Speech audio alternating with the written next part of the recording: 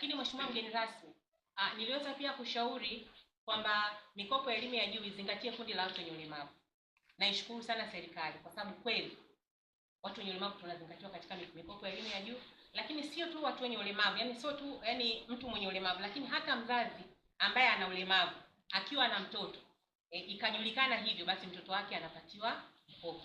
Lakini pia mheshimiwa mgeni rasmi, hata ile 2% ambayo tumeizungumza 2% ni matokeo ya ushauri na usikivu wa serikali. Baada ya kushauri serikali kwamba hii 10% igawanywe tuwe na 442, kwa kweli ilichukua, na sasa hivi tukianzia ndani ya mkoa wa Dar es Salaam tumepunguza ile wimbi kubwa la ombaomba. Wengi wametoka, wana bajaji zao, wana biashara zao, wanajitegemea kwa kweli. Waliobaki ni wachache, kwa sababu hata vitabu vitakatifu vinaonyesha kwamba walikuwepo, kwa hatuwezi tukawamaliza wote, lakini kwa 1% kubwa wametoka barabarani.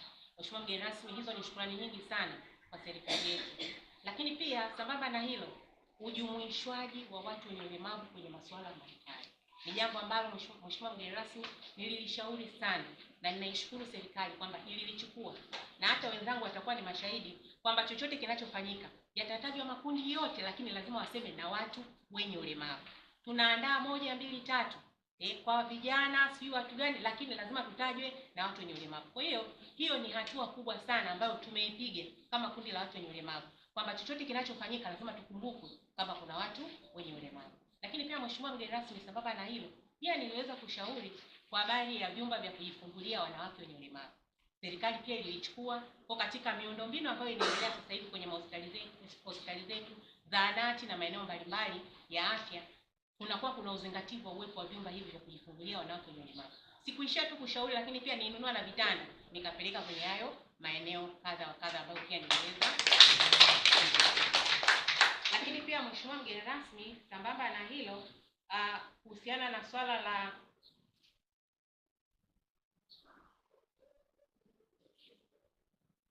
lakini pia niliweza kushauri kuhusiana na uwepo wa kanzidata ya wahitimu wenye ulemavu ndani ya ofisi ya waziri mkuu. Hiyo kanzidata ipo, na naamini mkurugenzi, sijajua jambo sasa hivi cheo chake ni gani, lakini mwakilishi kutoka ofisi ya waziri mkuu anaweza akasema. Kwa hiyo tuna kanzidata pale ambayo pia niweza kushauri. Lakini pia niweza kushauri kwa habari ya uanzishwaji wa madawati ya watu wenye ulemavu kwenye wizara na taasisi zake, lakini pia na wasimamizi ama waratibu wa hayo madawati.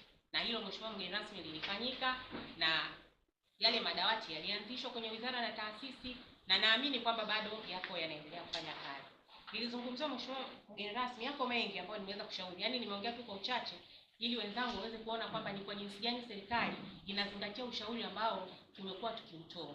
Nimezungumzia swala la mafuta ya watu wenye ualbino, na mimi ni swala ambalo mara nyingi nimelizungumzia bungeni na serikali yetu. Hata wiki hizi 2 ambazo tulikuwa bungeni pia nilijiuliza kama swali, na serikali ilitupa mwelekeo mzuri kwamba sasa hivi imetengwa fedha ambayo itaenda KSMC kwa ajili ya utengenezwaji wa mafuta ya watu wenye albino. Na kupitia pale, kwa sababu ni maelekezo ya serikali kwamba kila manispaa na halmashauri ziweze kutenga fedha ya kununua mafuta ya watu wenye albino. Kwa kupitia uwepo wa mafuta pale KSMC, kwa sababu hata katika ziara ambazo nimekuwa nikifanya nikihoji kwa nini hamjanunua mafuta, wanasema kwamba hatujui mahali pa kuyapata. Lakini kama yatatengenezwa KSMC kama ambavyo serikali imejipanga, ina maana kwamba mafuta haya halmashauri itakuwa ni rahisi kuweza kuyapata. Lakini sambamba na hilo mheshimiwa mgeni rasmi, kwa sababu mimi ni mbunge wa makundi yote, pia niliweza kushauri serikali kuhusiana na uwepo wa wakalimani wa lugha ya alama. Na nilienda mbali zaidi, nikasema siwezi nikaenda nikamshauri jirani wakati nyumbani kwangu ama nyumbani kwetu hakuna hicho kitu. Kwa nilianza kwanza kulishauri bunge. Nikashauri bunge kwamba lazima kuwa kuna wakalimani wa lugha ya alama ndani ya bunge. Ndio wale ambao mnawaona mheshimiwa mgeni rasmi. Bunge lilikubali, wakaandaa chumba na wakalimani wakaanzia pale bungeni. Baada ya hapo nikaja sasa nje kuishauri serikali, na serikali nayo ikaelekeza vyombo vyote vya habari kukaa kuna wakalimani. Labda ombi letu tu kwamba kadiri ambavyo tunaendelea, serikali iendelee kutusaidia kwamba na maeneo mbalimbali kwa kunakuwa kuna wakalimani wa lugha ya alama. Lakini pia pamoja na mengi, naomba nimalizie pia niliweza kushauri uundwaji wa kamati za watu wenye ulemavu ambazo ziliundwa kwenye mikoa yote kwa mujibu wa taarifa ambayo nilipewa pale bungeni kwamba mikoa yote imeshaunda zile kamati. Lakini ombi, kwa sababu watu wa serikali wapo, zile kamati ziweze kufanya kazi ile ambayo imekusudiwa kwa mujibu wa sheria namba 9 ya mwaka 2010. Maana kamati zipo lakini hazifanyi kazi kama ambavyo inatakiwa.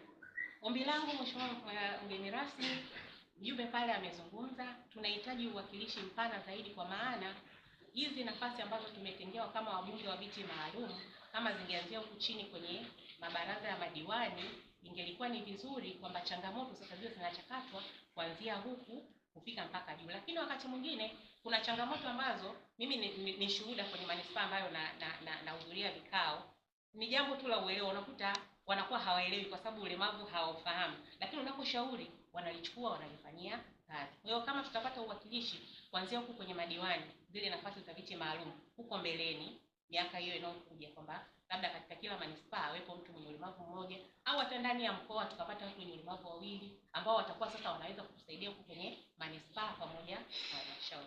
Mheshimiwa mgeni rasmi, baada ya haya machache, asante kwa nafasi uliyonipatia na kushukuru sana.